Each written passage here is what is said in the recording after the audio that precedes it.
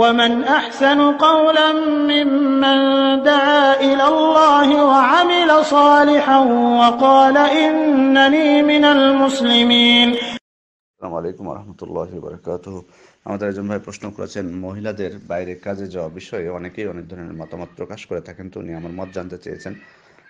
আমার নিজস্ব মতামত নেই। উলামা ইকরামের অধিকাংশ যে অভিমত, যেটা শক্তিশালী মত, সেটা হলো যে নারীদের আসল অবস্থান গৃহ হচ্ছে তাদের গৃহ। ওয়াকারনা ফি বুয়ুতিকুন্না, ও তোমরা নিজ ঘরে অবস্থান করবে, সূরা আহজাবের 33 নম্বর আয়াত। অন্য হাদিসে এসেছে সহিহ ইবনে হিব্বান 5599 এবং সহিহ ইবনে খুজাইমা 1685 নম্বর হাদিস। রাসূল সাল্লাল্লাহু আলাইহি ওয়াসাল্লাম বলছেন, নারী পর্দাবৃত থাকার জিনিস। যখন সে বের হয়, শয়তান তার প্রতি দৃষ্টি নিবদ্ধ রাখে এবং তখনই সে আল্লাহর রহমতের নিকটবর্তী হয় যখন সে নিজের গৃহে অবস্থান করে। এই হাদিসেও নারীর আসল স্থান গৃহকেও বোঝানো হয়েছে। তবে বাড়ির বাইরে মহিলারা কাজ করতে পারে। সত্য সাপেক্ষে ওলামা ইকরাম এই বিষয়ে সত্য দিয়েছেন বেশ কিছু। প্রথমত তার প্রয়োজন থাকা, অর্থাৎ তার বাড়ির বাইরে কাজ করার প্রয়োজন থাকা। প্রয়োজন এটা প্রথমত তার তার নিজের প্রয়োজন, সংসারের জন্য যদি প্রয়োজন হয়, জরুরি হয়, তাহলে তার এটা একটা। প্লাস অন্যদের প্রয়োজনও এখানে বোঝানো হতে পারে। যেমন ডাক্তারি, যদি একজন কেউ ডাক্তার হন, তাহলে তো তারও মানে তাকেও তো মানুষের প্রয়োজন, তাকেও তো মানুষের প্রয়োজন। তো এটা একটা দিক। তবে অন্য সত্ত্বেও রয়েছে। দ্বিতীয় হলো যে এমন কাজ হতে হবে যেটা তার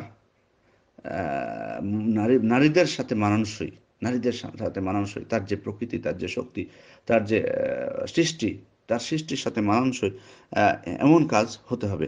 যেমন ধরুন, উদাহরণস্বরূপ বলেন যে নার্স হয় যেমন, তার অথবা হয়তো দর্জি, এগুলো তাদের সাথে মানানসই।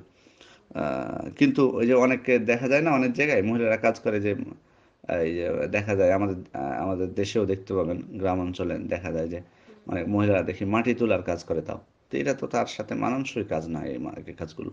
এই ধরনের অসংখ্য কাজ আছে যেগুলো মানানসই নয়। তারপরে এমন জায়গায় কাজ করতে হবে যেখানে পুরুষ মহিলাদের সংমিশ্রণ থাকবে না। তারপরে পর্দার বিষয়টি তো অবশ্যই গুরুত্বপূর্ণ এখানে।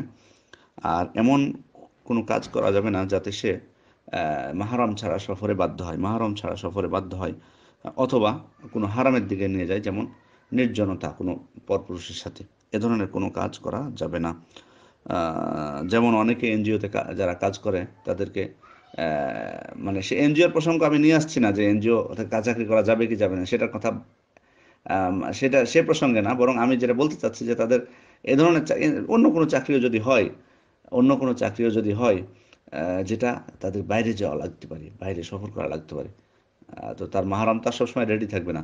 তো এই ধরনের যেটাতে সে মাহরাম ছাড়া সফর করতে বাধ্য হবে, এ ধরনের কোনো চাকরি হলে, অথবা অনেক জায়গাতে মাহরাম নিতে দেওয়া হয় না, অনেক চাকরি আছে মাহরাম চলবে না, তাকে একাই যেতে হবে, এরকমও আছে অনেক কিছু।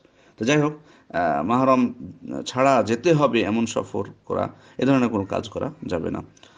তারপরে আরেকটা বিষয় বলা হয়েছে যে তার থেকে যেটা নারীদের জন্য যেটা গুরুত্বপূর্ণ, অর্থাৎ এই কাজের থেকে যেটা গুরুত্বপূর্ণ, বিশেষ করে তার বাড়ির যে সে দায়িত্বশীল, তার সন্তান যদি থাকে, তাহলে সেটা যদি তার হক যদি নষ্ট হয় তাদের, তাহলে তার জন্য বাইরে যাওয়া উচিত নয়। তো এই ধরনের সত্যগুলো ওলামা ইকরাম উল্লেখ করেছেন। এই সমস্ত সত্য যদি থাকে, তাহলে তাদের জন্য বাইরে যাওয়া, তাদের জন্য বাইরে যেতে কোনো সমস্যা নেই। তো যাই হোক, আমি এগুলোর উপর ভিত্তি করে যেটা বলতে চাচ্ছি সেটা হলো যে যদি জরুরি হয়, অনেক সময় জরুরি হয়ে পড়ে, জরুরি হয়ে পড়ে এমন সময়, অনেক সময় স্বামী অসুস্থ বা এ ধরনের অনেক বিষয় চলে আসে, তখন যদি এ সমস্ত সত্য, তার পর্দার বিষয়গুলো বা যে নারী পুরুষের অবাধ সহাবস্থান, এগুলো থেকে এড়িয়ে চলা যায়, তাহলে, এবং তার নিরাপত্তা থাকে, এবং কাজটি তার জন্য মানানসই হয়। যেমন শিক্ষকতা, শিক্ষকতা নারীরা যদি না শিক্ষক হন তাহলে তাদেরকে পড়াবে কে? ওই জন্য প্রথমে যেটা বলেছিলাম যে প্রয়োজন থাকে, অনেক সময় প্রয়োজনও থাকে তার। তো এই ধরনের কাজে যেতে সমস্যা নেই। যেমন হয়তো যদি সেটা মহিলা মাদ্রাসা হয়, নারীদের জন্য যেটা আলাদা, সেখানে তিনি চাকরি করতে পারেন, কোনো সমস্যা নেই। আশা করি বিষয়টি ক্লিয়ার হচ্ছে। আসসালামু আলাইকুম রহমতুল্লাহ বারকাতুহ।